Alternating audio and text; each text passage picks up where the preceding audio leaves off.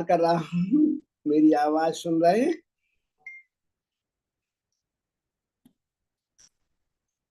और अनम्यूट करो, अनम्यूट करो। हेलो बालाजी सर, आप जुड़े हुए हैं? अनम्यूट करिए। मैं आपको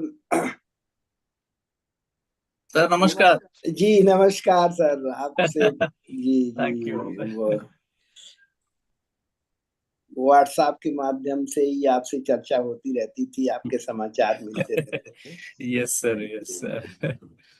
but thank you so much for this kind नहीं इनविटेशन। सर, आपका धन्यवाद हम लोग मान रहे हैं कि या आपने हमारे इस छोटे से मंच को स्वीकार किया। अभी हम लोग बस 1-2 मिनट बाद प्रारंभ करेंगे। जीतू भाई अमेरिका से जुड़ेंगे, अभी पर्यूषण पर्व में अमेरिका गए हुए हैं। अभी देख, जीतू भाई जुड़े क्या अभी? नहीं सर, अभी नहीं जुड़े। अभी नहीं जुड़े सर। आपसे चर्चा होती रहती थी, आपके समाचार। आप मंगलाचरण करके प्रारंभ करवाइए सर का व्याख्यान में समय, फिर लोग जुड़ते रहते हैं। मोहित जी आप मंगलाचरण करिए। सभी को नमस्कार। भोगीनाथ नहलचंद इंस्टीट्यूट ऑफ इंडोलॉजी के अभी हम लोग 31 2 मिनट बाद प्रारंभ करेंगे। जीतू भाई अमेरिका से जुड़ेंगे, अभी पर्यूषण पर्व में अमेरिका गए हुए। सर ये क्या आवाज कहाँ से आ रही है? नहीं सर, अभी नहीं जुड़े। अभी नहीं जुड़े सर। आपकी चर्चा आपके समाचार। आप मंगलाचरण करके प्रारंभ करवाइए। क्या हो रहा है मोहित? देखो जरा, क्यों आवाज आ रही है पीछे से? जी सर, अब नहीं आ रही है।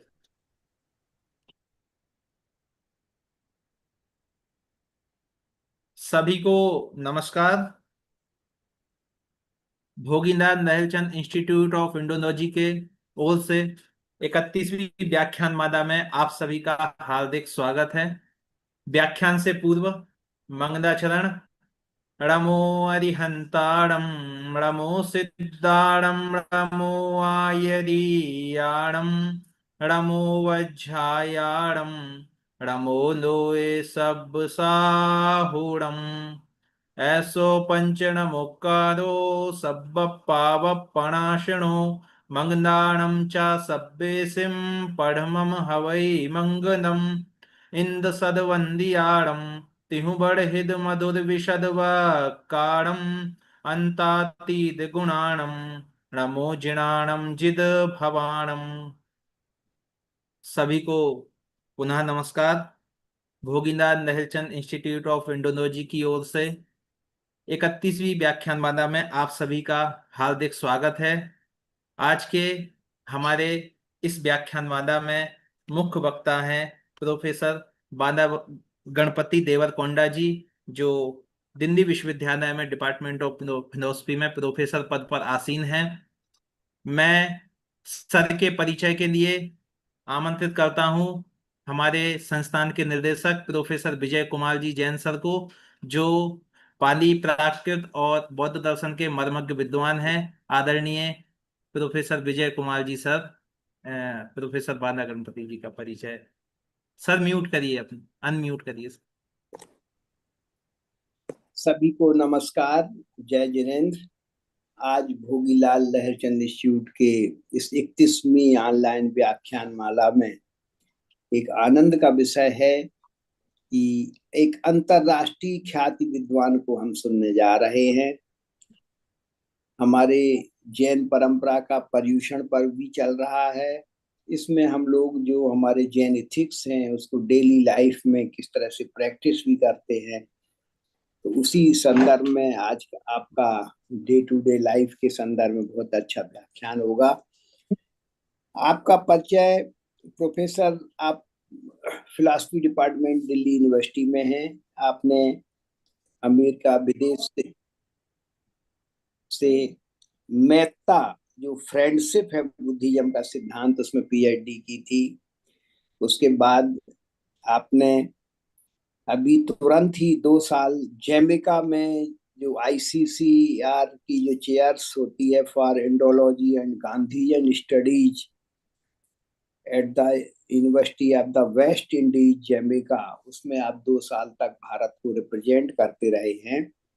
आपका विशेष अध्ययन का जो क्षेत्र है वो इंडियन फिलॉसफी तो है ही, इसके साथ ही बुद्धिज्म, इस बुद्धिज्म के साथ में फिलॉसफी एंड प्रैक्टिस और अदर एरिया में भी philosophy of religion, political philosophy, इस तरह के जो हमारे प्रैक्टिकल सब्जेक्ट हैं, जो परंपरागत से हट करके मॉडर्न दृष्टि से जो हम लोग वेस्टर्न में फिलॉसफी का अध्ययन करते हैं, जिसको हम लोग संक्षेप में कह सकते हैं अप्लाइड फिलॉसफी, इसके क्षेत्र में आपका विशिष्ट अध्ययन है।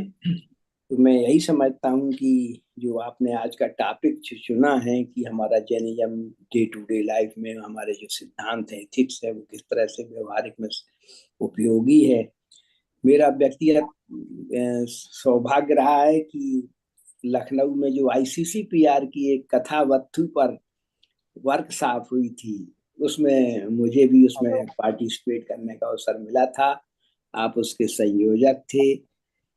सबसे कठिन विषय माना जाता है बुद्धिज्म में कथावत्थु ग्रंथ, क्योंकि इसमें 18 संप्रदायों का पूर्व पक्ष और उत्तर पक्ष जिस तरह से मिश्रित किया गया है, उसको निकालना बड़ा कठिन हो जाता है। तो मुझे लगता है कि ऐसे कठिन विषय में आपने जो हाथ डाला था, तो उसी से आपकी प्रतिभा का पता चलता है। और अभी भी इसमें अभी बहुत काम करने की जरूरत है sir.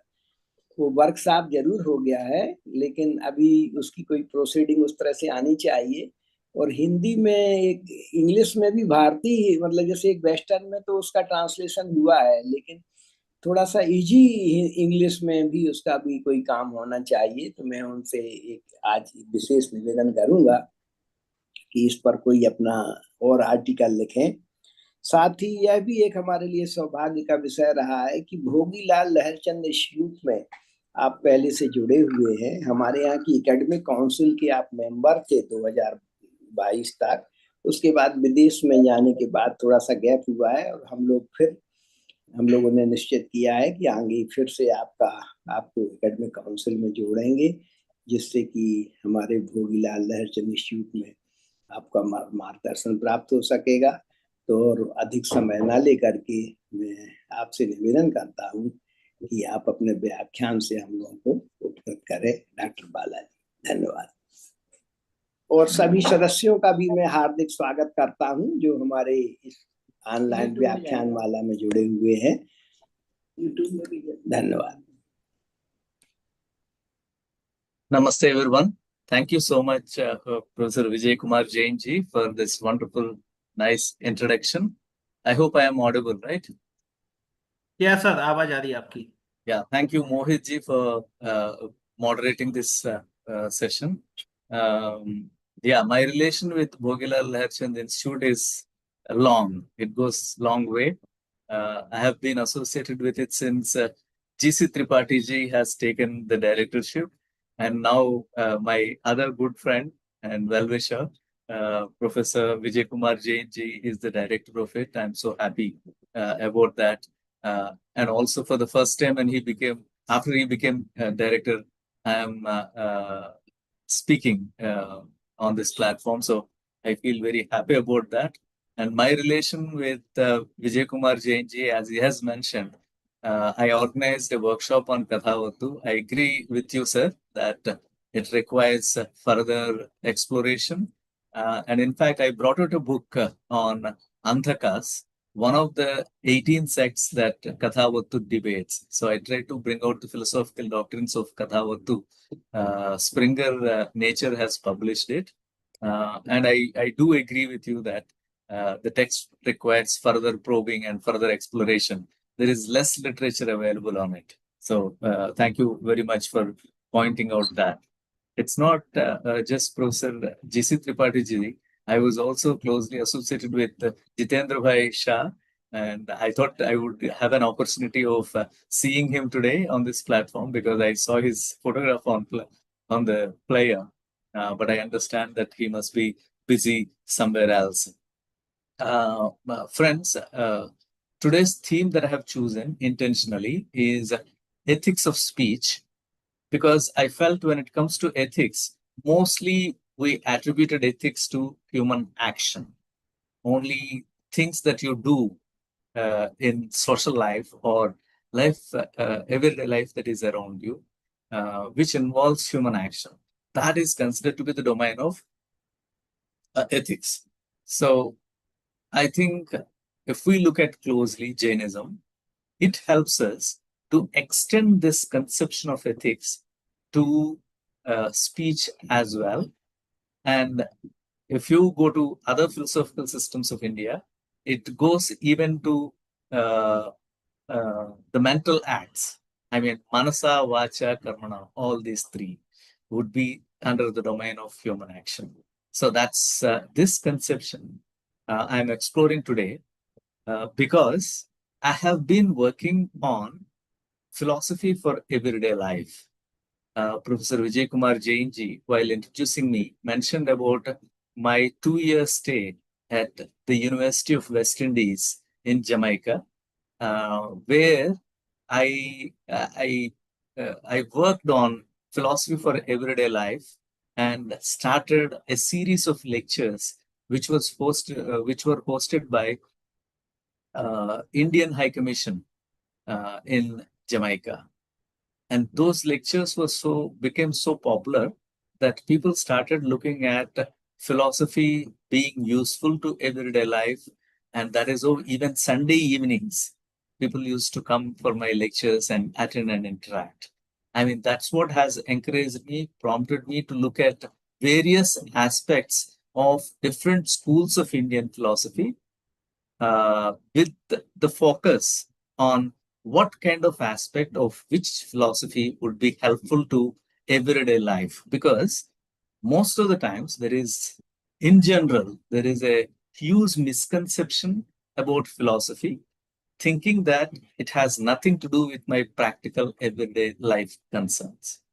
This is a huge misconception, and this has to be dealt in a proper way so that the public epistemologies, I mean, epistemology or the mindset of people around us would have a better conception of philosophy, especially in this particular case, better conception of Jainism, Jain philosophy in their minds. So that is my intention in choosing this particular theme, ethics of speech, Jainism for everyday life. And this lecture, I have divided into different parts. In the first part, I will try to explain why ethics of speech matters. So why is it important for us? In the second section, I would deal with the grounding of ethics of speech in Jain philosophy. And further, I would try to move to parameters of ethics of speech from Jain standpoint. And then I would deal with concept of speech ethics in Jainism. And when I am doing that, I would look at it from two dimensions, two views. One is two perspectives. One is from the perspective of karmic dimension. And the other dimension that I would look at is Vak Pramada and Vak Parisuddhi, which are very important concepts in Jain ethics when it comes to ethics of speech. And then I have picked up 3-4 stories from Jain mythology. So I would be referring to those stories so that we can draw what is the philosophical purport that we can take from these stories. And then I would also relate ethics of speech with the 3 ethical theories that we have in terms of virtue ethics, deontology, and utilitarianism.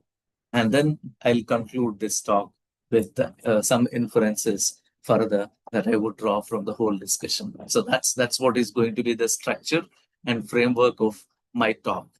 Let me begin with why ethics of speech matters. Speech is never neutral. Though we think that his speech is not something that can harm, it is neutral, that's utterly wrong. It is not merely the vibration of the sound or the flow of the words, it is action. speech itself is action. In Jain philosophy, especially, speech or Vak yoga that we refer to is a form of activity that binds karma to the soul. No, it has a huge significance in Jainism. In social life too, speech produces effects as real as physical deeds. It can build trust or destroy relationships, bring communities together or tear them apart.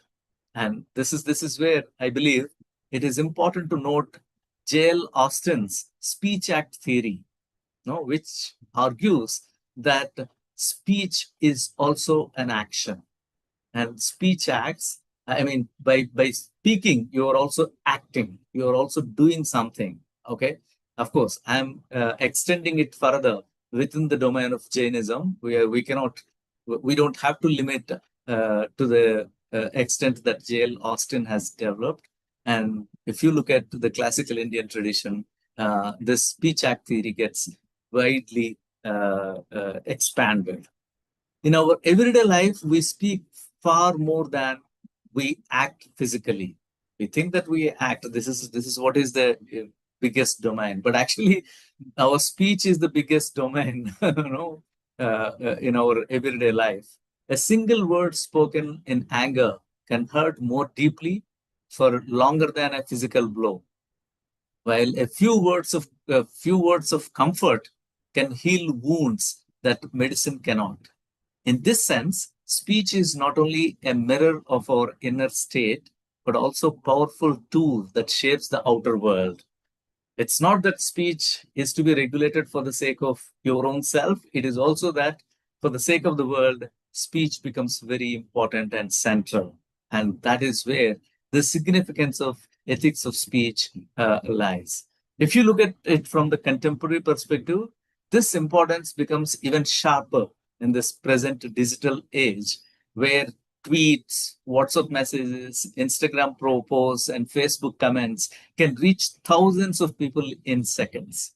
Words spoken in haste or some bad thing that you can post on the social media platforms can spread rapidly, leaving behind reputational, social, and even political damage. Misinformation, trolling, hate speech, casual online gossips demonstrate how powerful and dangerous speech has become in contemporary society. Therefore, I mean, in that particular context, ethics of speech is not a luxury, but or an abstract idea, but a necessity for everyday living.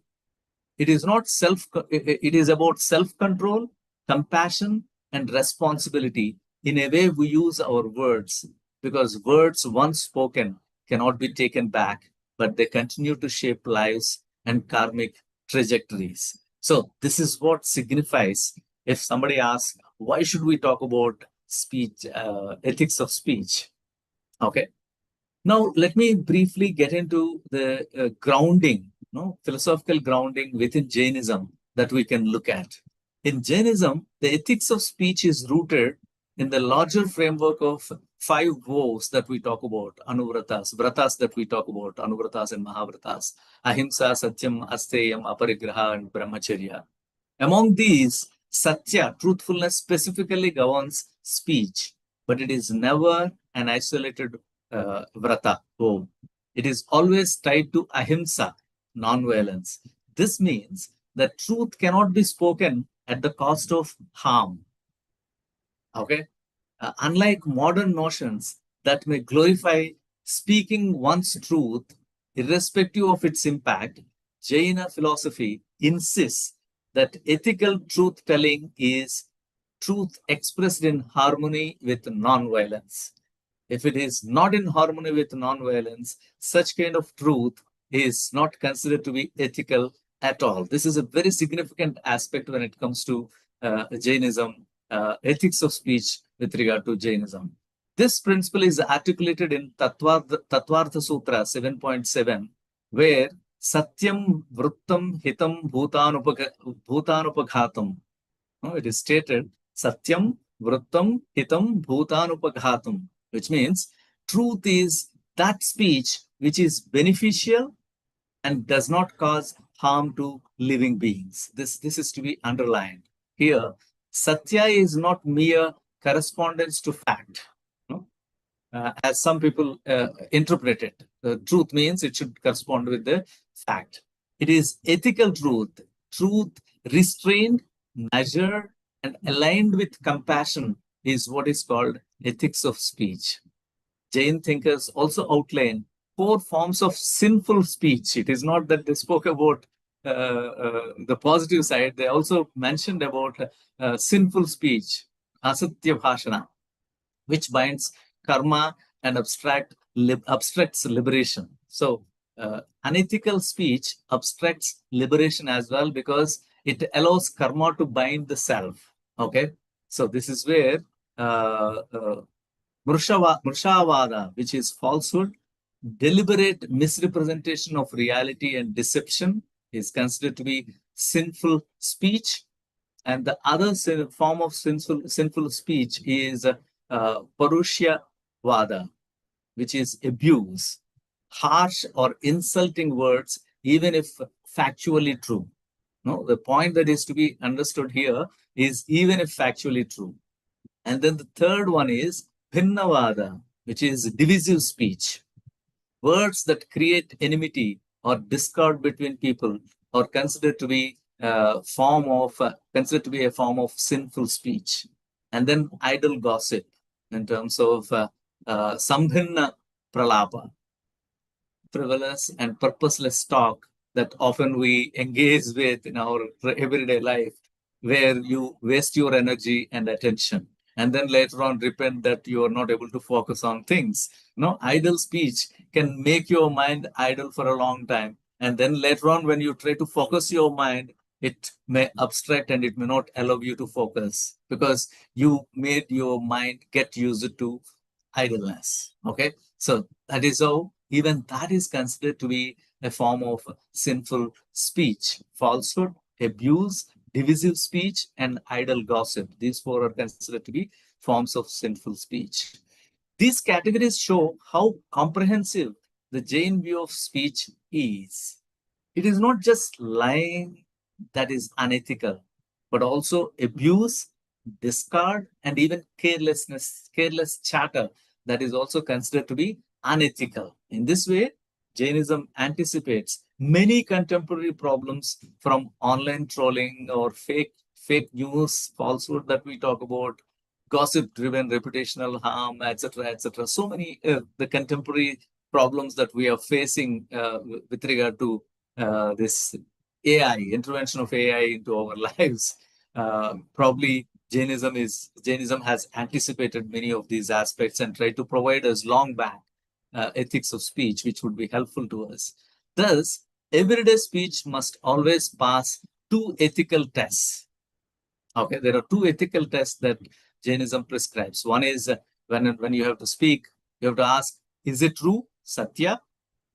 Does it harm? Ahimsa. So Satya and Ahimsa become 2 ethical texts that everyday speech must always pass through. Okay. If the answer to both is yes, it is true, and no, it does not harm, then the speech can be considered ethical. If not, silence may be a better choice.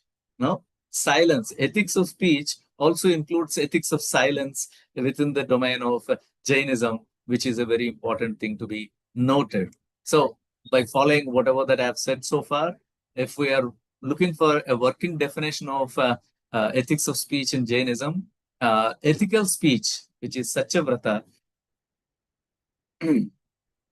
is that which is truthful, non-harming, restrained, and beneficial, grounded in self-control and compassion. It avoids the 4 forms of sinful speech that we have already noted and becomes a discipline, vak tapas, okay, leading to liberation. So that is what is important for us. And this is where, let me briefly bring in the parameters of ethics of speech from a Jain standpoint. Based on these sources that I have mentioned above, 4 guiding parameters for ethical speech come out and try to help us. The first one is Satya. Satya means speech must not distort reality. And the second one is Ahimsa. We have already mentioned them above. Even truth must not wound. Hence, silence is better than violent truth. And then Samyama, restraint. Avoid over-speaking, gossip, and idle chatter. And then Hita. Fourth one is Hita, which is beneficence. Speech should aid others in spiritual and worldly well-being. All our speech must aid others in spiritual and worldly well-being. That is how there are certain parameters which were prescribed for speech, ethics of speech by Jainism. Let me now move to the conception of speech ethics in Jainism. Let's begin with this karmic dimension that I mentioned earlier while talking about the format of my talk. In Jain philosophy, speech is not merely expression. It is karma in action. The act of speaking is classified as one of the 3 yogas, activities of mind, speech, and body. Words like deeds generate vibrations that attract karma or karmic matter to the soul. Careless or harmful speech increases bondage, while disciplined, mindful speech reduces karmic flux. This karmic dimension highlights why everyday conversation, often treated lightly, carries profound ethical weight. What we say today shapes not just social relations, but also spiritual destiny of the soul. And I think in that particular regard, Jainism has to be celebrated widely and profoundly, because it says your speech can control or help you to reach out to your spiritual destiny as well. And what is the spiritual practice that we are talking about? Restraint of speech, which we call Vak Samyama. Vak Samyama is regarded as a form of tapas, austerity, and Samyama, control, self-control as well.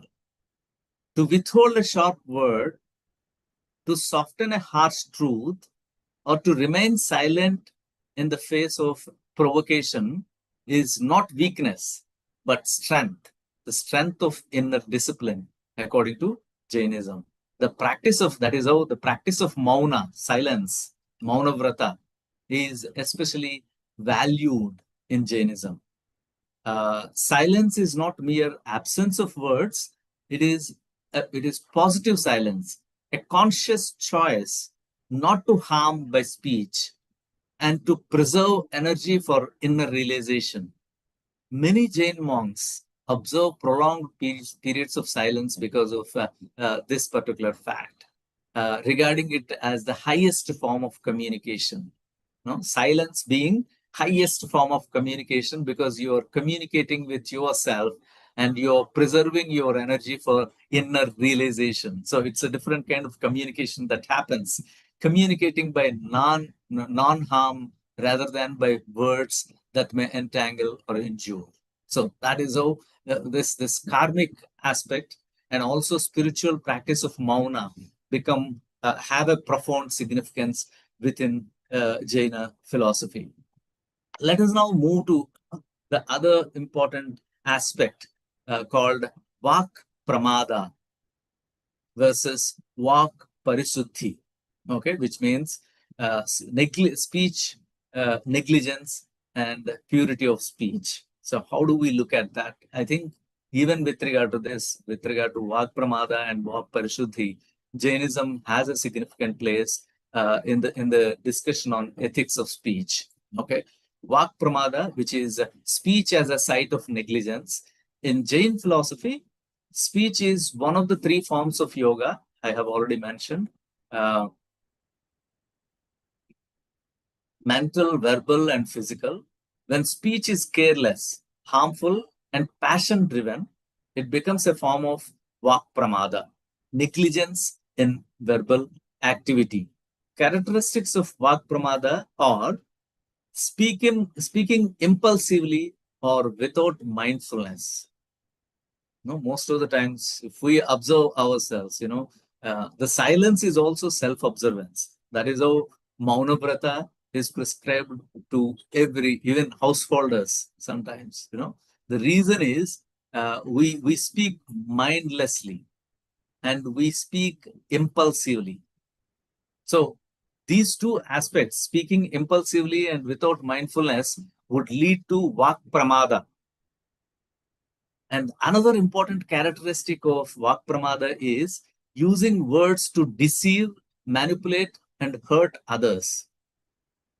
This is what we do every day in our lives. If we are looking at Jainism for everyday life or speech, ethics of speech for everyday life, these are very important components that we have to look at, because we often speak to deceive others and also or to manipulate the other's mind or actions, or to hurt others. As I already mentioned, this is where Mauna Vrata becomes very important, which makes an individual being self-reflective, self-conscious, and self-aware of all the actions of the mind, actions of the body, and actions of the speech.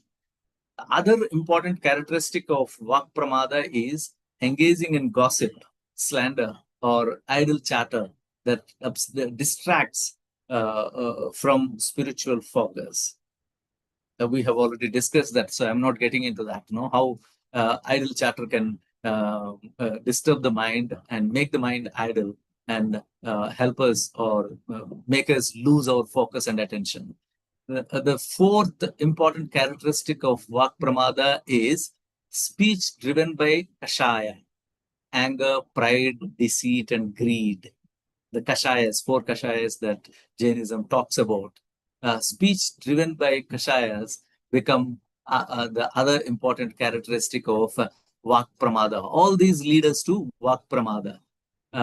If you are looking at ethical and spiritual implications of this vak pramada, I think in Tattvartha Sutra 8.1, pramada is identified as one of the 5 causes of karmic bondage, bandha hetu. Thus, careless speech is not merely socially inappropriate, it is spiritually binding as well. Okay?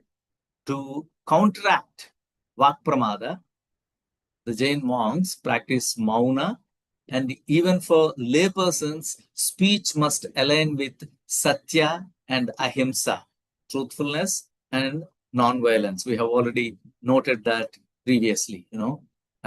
So this is about vak pramada. If you want to avoid vak pramada, then what is it that you should do? Vak parisuddhi, purity of speech, that Jainism emphasizes. If vak pramada is the source of bondage, vak parisuddhi is its opposite, the cultivation of pure, disciplined, and compassionate speech.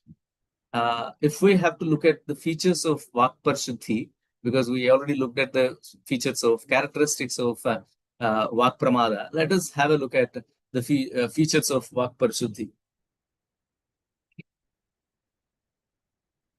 One of the aspects of vak parisuddhi is mindfulness and intentional communication. So here, being mindful and intentional is also being responsible of one's speech. No, when you are aware of what you are speaking, then obviously you are aware of the responsibility of the consequences of what you are speaking, and that is how vak parisuddhi becomes very important. And these two aspects, mindfulness and intentionality, become very important components of vak parisuddhi. The other interesting characteristic of vak parisuddhi is truthful, non-harming, and beneficial words. Okay, it's not enough if it is truthful, it should be non-harming and truthful, and it should also be helpful to the individual towards the spiritual growth or towards uh, uh, towards empirical well-being. The other important component of Vak Parisuddhi is speech that uplifts, instructs, and encourages spiritual and social well-being. And Vak Parisuddhi also includes guarding against passions, kashayas, influencing verbal expression. Whatever kashayas that influence your verbal expression, you have to guard yourself from that. And this is how Vak Parisuddhi would lead us to liberation. Practicing Vak Parisuddhi is a form of spiritual discipline itself, aligning with the Jain ideals of tapas and samyama, austerity and self-restraint. Every word becomes an opportunity to reduce karmic accumulation and cultivate ethical clarity. For monks, it is expressed in prolonged periods of silence, except for spiritually meaningful communication. For laypersons, it is not. It is about careful, compassionate, and purposeful speech in everyday life. In short, if we are looking at this whole discussion, to sum up this whole discussion, speech is never casual. It is always karmic. Once we are aware that it is karmic and it is going to bind or liberate us, then the way we speak, with the kind of responsibility that we speak becomes very strong. And that's what is Jainism tries to focus upon. To speak wisely is also to live wisely according to Jainism. Okay. Now, let me have a look at some of the stories that I found, which would help us to understand ethics of speech in Jainism in a bit better and deeper way. Whatever points that I have already philosophically discussed, these points will get reflected in these stories as well. Let me present them to you. First one is from Dasavaikalika Sutra 8.36. Which talks about the pleasant truth. It says, a monk once asked, should one always speak the truth? And the teacher replied, speak only that which is true, pleasant, and beneficial. Do not speak the truth if it is unpleasant. Do not speak falsehood, even if it is pleasant. Okay? Do not speak falsehood, even if it is pleasant. It goes this way, that Satcham piyam hitam vayam, na satcham apiyam vayam, na asatcham piyam vayam. No? Which basically means speak what is true, pleasant, and beneficial. Do not speak truth if unpleasant, nor falsehood, or even if pleasant. No? That is how the teaching of this sutra is that speech must be filtered through truth, non-harm, and benefit. Okay. So this truth sutra basically sets the threefold filter: satya, truth, and pleasantness, priya, and benefit, hita. Okay. Truth alone is not sufficient. What it tries to emphasize is truth alone is not sufficient. Harsh truths can harm, and sweet lies can mislead. So that is how ethics of speech is not just one monotonous thing. It has a diverse kind of perspective embedded within its fold. In everyday life, speaking one's mind may be truthful, but can be ethically violent as per Jainism. White lies may seem kind, but they violate satya and bind karma. Jain ethics here offers a balanced middle path between blunt honesty and manipulative speech. Now, let me move to the second story that I have for our discussion, which is said to have found in Acharanga Sutra 1.2.3 and 4. It records that Mahavira often remained silent when questioned aggressively by hostile interlocutors. Commentaries such as Acharanga Niryukti interpret this as mauna, silence, being not mere withdrawal. Silence is not just withdrawal, but a deliberate form of restraint. No, that is what is very important. Mahavira's silence is active ethical restraint, vak tapas, not passive avoidance. It conveys that sometimes speech, however truthful, would aggravate conflict, himsa through words. In practical life, silence can be more powerful than reactionary words. Online debates, heated family arguments that we come across, no? Instead of them, it is always silence that is the best one. Jain monks practice silence as discipline, reducing karmic influx through restraint of speech, which must be noted, no? Which I have been repeating again and again. Philosophically, this reflects the Jain view of Anekantavada, and which talks about many-sidedness of the reality. Silence recognizes the limits of one's standpoint. That is, every speech of ours has to be qualified by Syadvada. The other third important story that I found would be significant to the present discussion is that of angry monk and the student. Okay, while no single canonical passage narrates this as a story, the principle is grounded in Tattvartha Sutra 7.20 and 22-23, which classifies 4 types of sinful speech that I have already mentioned earlier in terms of falsehood, abuse, divisive talk, and gossip. Jain commentarial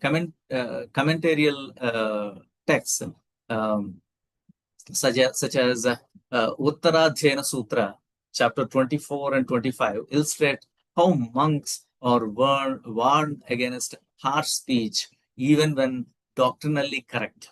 No, you may say that it is doctrinally correct, but even then, if it is harsh, then the monks were warned not to state it. Analysis, if we try to analyze that, ethical failure is not in the content, but in the tone as well. No, it's not with regard to the content, but it is with regard to the tone as well. Jain thought recognizes verbal violence as karmically binding. Harsh truths can be more violent than gentle silence. If we look at it from the everyday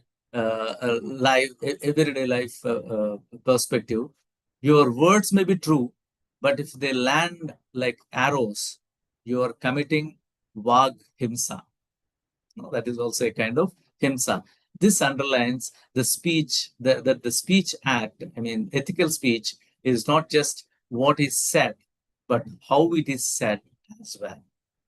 And now let me go to the last story that I would like to talk about, the story of Gautama's harshness and repentance.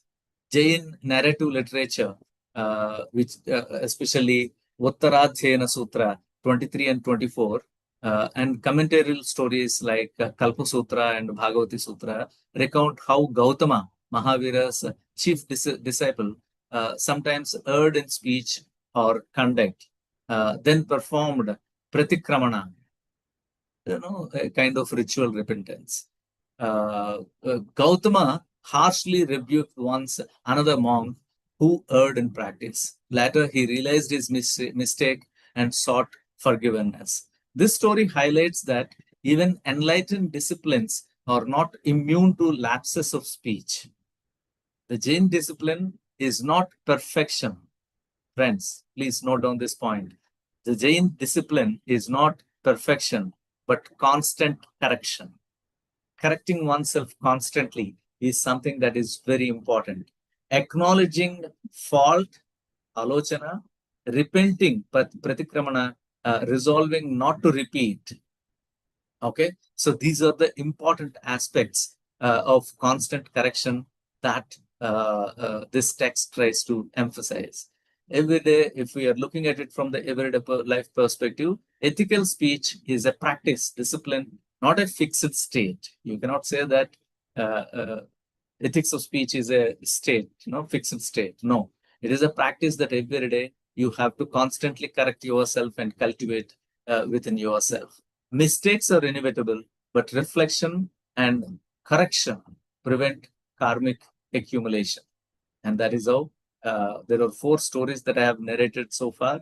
One is Dasavaikalika, where speech must balance truth, pleasantness, and benefit is emphasized. And then Mahavira's silence. Sometimes the highest ethical speech is silence. And the third story is Angry Monk, where every truth can be violent if spoken harshly. And we also looked at Gautama's repentance, where speech lapses must be corrected through reflection and atonement. This progression can shape your tongue. I mean, this progression is important for us, and it also can regulate our speech, our talk, and our speech. Now, let me briefly talk about 3 ethical theories that we refer to when we look at the ethics as a part of philosophy, which are in terms of virtue ethics, deontology, and utilitarian. I mean, if we see speech to be an act, then every act can be analyzed into 3 components, where you will find an agent, the action itself, and the consequences. Okay, the agent would be there, and then the action would be there, whatever may be the action. In this particular case, action is speech, and the consequences of the speech. Okay, the agent who is speaking, the act of speech, and then the consequences of the speech. If we have these 3 things in front of us for the sake of analysis, then if you see ethics to be in the consequences of the speech, then that would be utilitarian perspective. If you want to say, if you see ethics to be in the act of speech itself, the speech itself must be performed like a duty, if you argue, then that is the deontological perspective. If you look at it from the perspective of the agent and the intention of the agent, then the virtue ethics comes into picture. So let me briefly talk about these 3 aspects, these 3 perspectives of ethics in terms of virtue ethics, deontology, and utilitarianism in relation to speech act, ethics of speech from Jainism. As I mentioned, virtue ethics is agent-centered. For example, in Aristotle's virtue ethics, moral excellence lies in the golden mean, the balance between extremes. So if we apply this to speech, speech must avoid extremes of silence, I mean, in terms of cowardice and suppression, and then excessive bluntness, which is in terms of recklessness and cruelty. The virtue is measured wise communication. When you have a measured wise communication, that's what is considered to be ethics of speech. The Jain parallels that we find are Jain Anekantavada, where many-sidedness of reality is emphasized, and Syadvada, which is a kind of qualified assertion. Every statement, since it is limited from a particular perspective, it has to be qualified by Syad. These 2 mirror Aristotle's golden mean. That is how we can see virtue ethics, the symptoms of virtue ethics strongly in Jainism. One cannot make absolute claims, ekanta, because human knowledge, vyavaharanaya, is conditional and perspectival. Hence, every utterance must carry the humility of Syat from a certain standpoint, which is both epistemic caution and ethical responsibility. So that is how virtuous speech is balanced, qualified, and humble, reflecting both prudence and compassion. Okay, let us now move to deontological ethics. Deontology basically says duty for duty's sake, which means you should perform ethics of speech. You should speak truth because it is your duty. Okay. And we find this deontological perspective as well strongly in Jainism. And in general, the Western tradition attributes deontological ethics to Immanuel Kant, where morality rests in adhering to duty irrespective of its consequences. Irrespective of its consequences, you should, I mean, ethics, morality rests in adhering to the duty. Applied to speech, truth as a vrata, a categorical obligation. One must not lie, distort, or manipulate speech as practice of this becomes one's duty. And Jain parallels that we find is Tattvartha Sutra 7.7, where truth is that speech which does not harm living beings. No, which says that Tattvartha Sutra says 7.7 says, truth is that speech which does not harm living beings. The duty is not just to speak the truth, but to speak it with qualification, acknowledging the standpoint and non-violence. That becomes very important. Satya is a vow binding on both laypersons and ascetics, though the degree of strictness varies. To summarize the whole discussion, deontological ethics in Jainism emphasizes duty to truth, but a truth tempered by the higher duty of non-violence. No, that is what is very important. Now, coming to consequentialism or utilitarian ethics, which is outcome-centered one, the rightness, which argues that rightness of an act depends on its consequences, maximizing the benefit and maximizing harm. Applied to speech, words should be chosen for their outcomes, clarity, understanding, and harmony. Speech that escalates conflict or entrenches division fails the ethical test. Okay, so that is how one has to be conscious of the consequences of the speech, and that is how one has to be responsible in saying what one is saying. So we find many parallels within Jainism. Jain texts stress that speech should be hita, beneficial, that I have already mentioned, and priya, pleasant, besides being true. Practical guidance for everyday life, communicating effectively without creating trouble through extreme or absolute stances. This links to the idea that even a truth that causes harm is ethically compromised. Okay, if your truth is harming someone, then it has ethically got compromised. So that is how consequentialist ethics of speech demands attention to the impact of words, not just their truth or intention. To synthesize this with everyday philosophy, virtue ethics, cultivating syat, which means humility, balance, and perspectival awareness, becomes very important from virtue ethics standpoint within Jainism. From the deontological ethics standpoint, honor Satya as a O, but always with ahimsa, always qualified with ahimsa, and that is how it becomes one's duty, and that is how this perspective becomes a deontological one.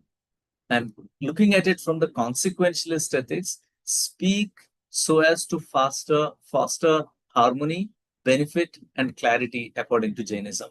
And that is basically consequentialist. Together, these three perspectives frame speech not merely an expression, but as profoundly ethical act, shaping both the speaker's soul and the community's well-being. So that is how I see that. If somebody asks a question like whether ethics of speech in Jainism is either virtue-oriented or deontological or consequentialist, I would say it definitely includes all these three theories, and it is much beyond that as well. So, I mean, the ethical theories, established ethical theories of the West may not be able to comprehensively, not any one of them would be able to comprehensively explain the ethical stance of ethics of speech of Jainism. This is a very important aspect that one should make note of. Now, to conclude, in Jainism, speech is never just speech. It is karma in motion. To live ethically, one must cultivate Vag Samyama, discipline of speech, which includes truth, non-harming, beneficial, and sometimes even being silent. Ethics of speech then is not an abstract philosophy, but a daily practice that shapes relationships, society, and even one's own soul. And this is where I would once again emphasize the point that ethics of speech or ethics of silence is useful not just to the individual for one's own progress of spirituality. It is useful in the social life and political life and the life that we live with the surrounding world, not just human world, but non-human world as well, including including plants and animals and the nature that we have around us. I thank everyone for their patient listening. And I once again thank Professor Vijay Kumar Jain ji for this wonderful opportunity that is given to me. Sir, मैं तो सभी अपने श्रोताओं की तरफ से आपका पुनः पुनः अभिनंदन कर रहा हूं कि आपने हमारे इन जैन सिद्धांतों को और हमारी जो प्रैक्टिस है उसको इतना सम्मान दिया है और पुनः हम लोगों को प्रेरित किया है।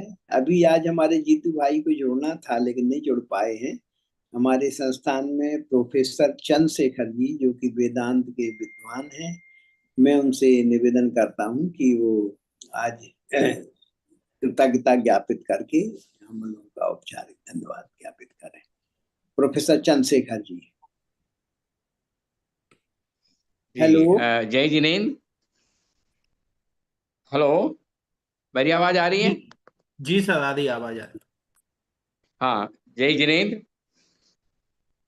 Bhogilal Neharchand institute of Indology के द्वारा समायोजित इस 31वीं मासिक व्याख्यान माला के अंतर्गत आज मुख्य वक्ता के रूप में समुपस्थित समादरणीय दिल्ली विश्वविद्यालय के दर्शन विभाग के आचार्य प्रोफेसर बालगणपति देवरकोंडा गारू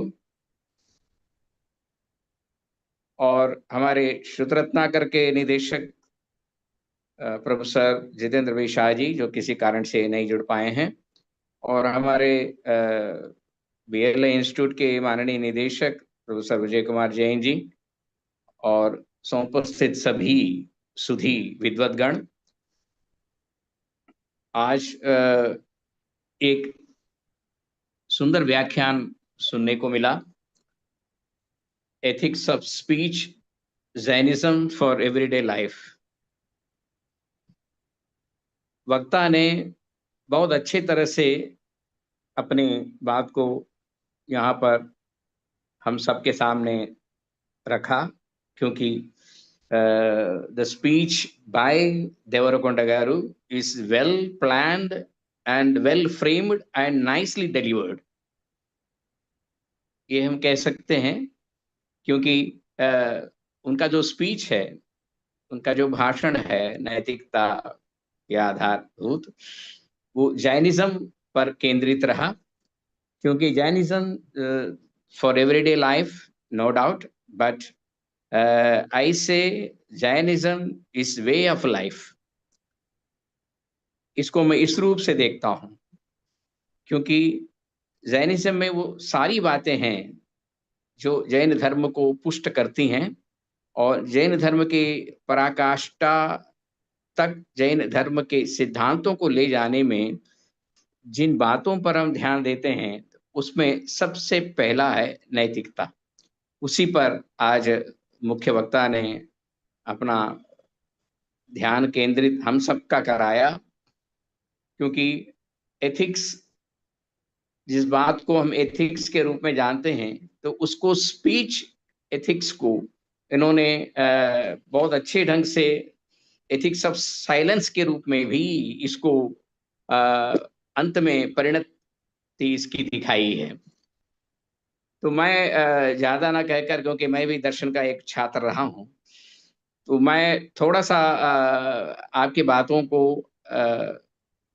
हमारे शुद्धी श्रोतागण को एक थोड़ा सा एक पिंडी भूत के रूप में रखना चाहूँगा, क्योंकि एथिक्स के जहाँ पर बात आती है और स्पीच जहाँ पर उसको पुष्ट करती है और स्पीच के माध्यम से नैतिकता का प्रसार जब हम करते हैं, तब उसमें सत्य और अहिंसा की बात तो बिल्कुल आती है।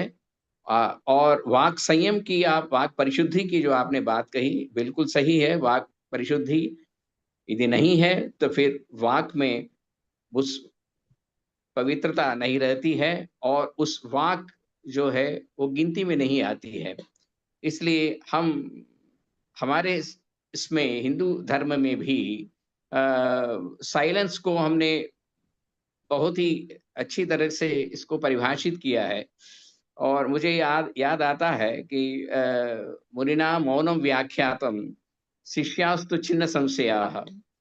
मुनि ने मौन ही व्याख्यान के रूप में दिया और सारे शिष्य उसको सुनने, गुरु को सुनने के लिए बैठे थे, वो छिन्न संशय हो गए, उनके संशय चकनाचूर हो गया।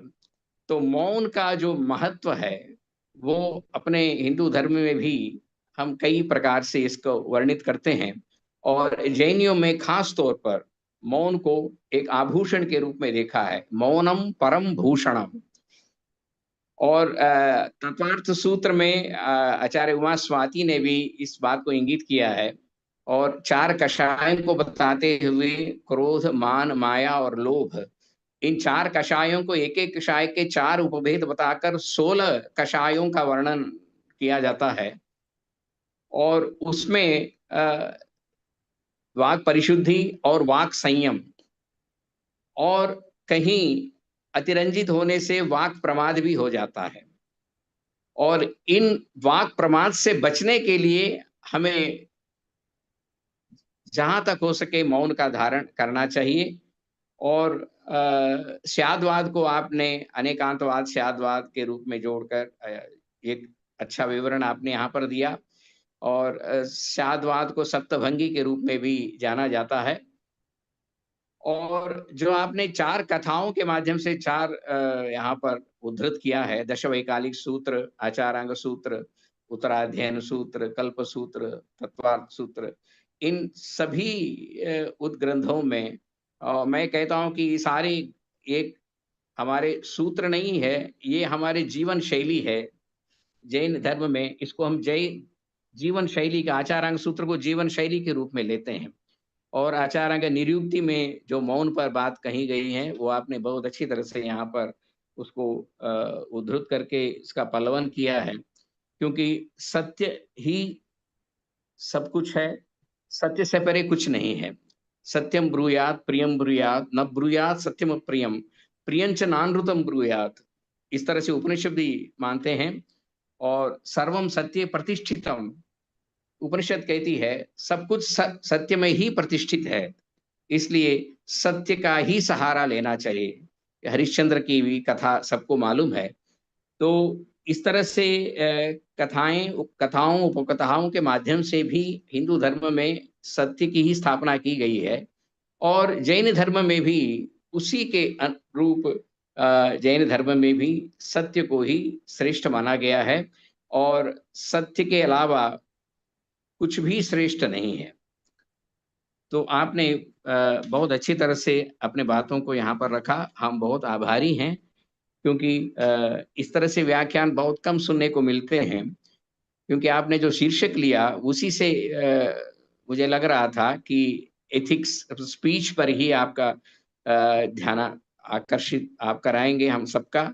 और जैनिज्म एवरीडे लाइफ, तो ये तो एक धारणा है और एक कल्पना है और एक संकल्पना भी है, और संकल्पना के रूप सद्रूप देने का भी एक प्रयास है।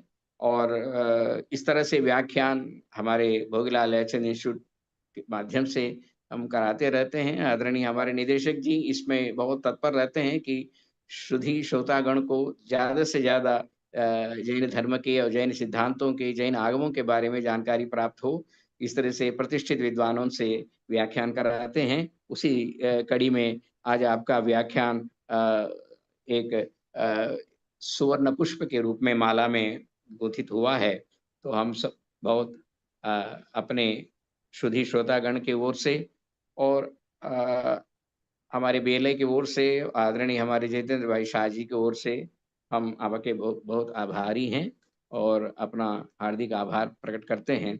और इस जूम माध्यम से जुड़े सुधी श्रोतागण डॉक्टर सुषमा सिंघवी जी, डॉक्टर पवन जैन जी और सुबोध श्रीवास्तव जी, डॉक्टर वीचंद जैन जी, मनोरमा जी, डॉक्टर मधु काले जी, डॉक्टर रागा जैन जी, रूपल आहूजा जी, आलोक तिवारी जी, पुष्पक कांतिदा तिवारी जी, इन सब के भी हम आभार प्रकट करते हैं। और क्योंकि हर महीने हम इस तरह से व्याख्यान आयोजित करते हैं और जितने हमारे श्रोतागण हैं वो हर बार जुड़ते हैं, हर महीने जुड़ते हैं। निवेदन सभी से रहता है कि ज़्यादा से ज़्यादा संख्या में जुड़ें और इस व्याख्यानों का लाभ उठाएं। और आप आए और आपका समय बहुत मूल्यवान होता है, फिर भी आपने यहाँ पर अपनी स्वीकृति प्रदान कर यहाँ पर आकर हम सबका ज्ञानवर्धन किया। इसलिए मैं BLI की ओर से पुनः एक बार और सभी श्रोतागण के ओर से और बारंबार आपको अपना आभार प्रकट करता हूँ। जय जिनेन्द्र, नमो जिनाणम। मैं डॉक्टर चंद्रशेखर जी के प्रति भी कृतज्ञता ज्ञापित करता हूँ कि वो हमारी संस्था के लिए समर्पित होकर के सेवा कर रहे हैं। आज का जो हमारे जो व्याख्यान है वो सभी YouTube में सुरक्षित रहते हैं और हमारी वेबसाइट में भी उनको रखा जाता है, इसलिए भले ही यहाँ संख्या कम होती है, वो लॉन्ग टर्म में उनका उपयोग होता है। हेलो जी सर, आवाज आ रही है। हाँ, तो बस इन्हीं शब्दों के साथ में मोहित जी को भी धन्यवाद दे रहे हैं कि वो उन्होंने आज का यह कार्यक्रम संचालित किया। व्योम जी ने भी इसमें सहयोग दिया था और अभी हम लोग विदा लेते हैं। पुनः हम अपने वक्ता बालाजी का हार्दिक अभिनंदन करते हुए उनके प्रति कृतज्ञता ज्ञापित करते हैं। सभी को जय जिनेन्द्र। जय जय, अनुमति नमस्कार। दीजिए हम लोग इसको समाप्त करने के लिए। Yeah, thank you so much. Thank you so much, Vijay Kumar Jain ji, and thank you so much, Chandrasekhar Garu, for that wonderful, interpretation of what I said in Hindi. Thank you so much for that. Thanks to all the ठीक है, invitees and people who have joined.